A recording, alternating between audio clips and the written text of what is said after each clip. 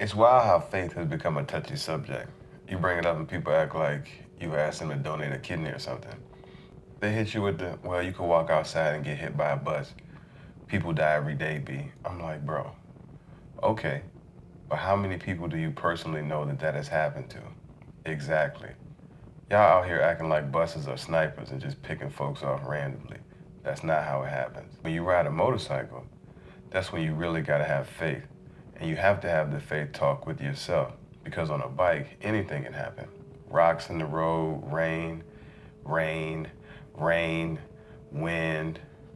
or anything. A bird could come extremely close to your head and you're thinking like, what just happened? It's a whole different kind of prayer.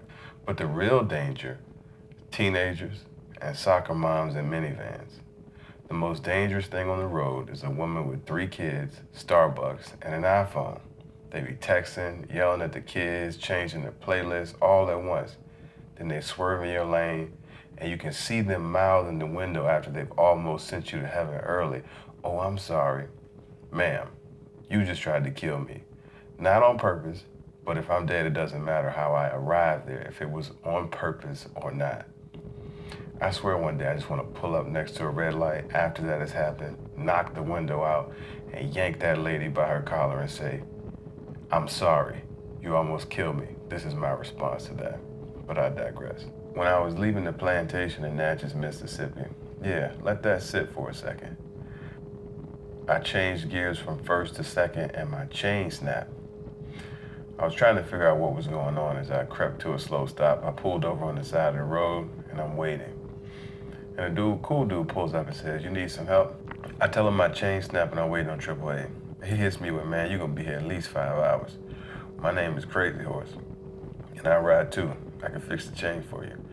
Now, usually, when a dude named Crazy Horse offers to help you in the middle of nowhere, Mississippi, that's how a horror movie begins.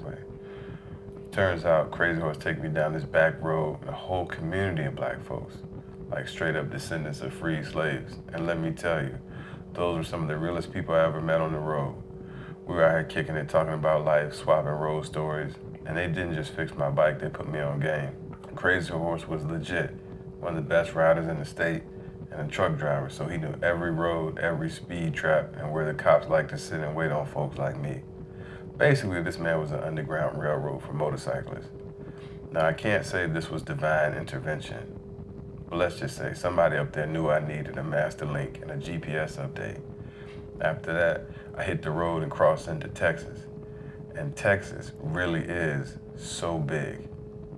Everything's bigger in Texas. You start questioning reality. Like, am I in a simulation? I've been on the road for hours and hours and hours and hours and nothing. And then finally, I rolled into Port Arthur, and all I could think of was UGK, Bun B, and Pimp C. Cool, outrageous lovers of uniquely raw style. This is what we call the moving sidewalk. UGK's in the house. Get your fresh up. Where your swag at? Let me see your gators. Let me see your J.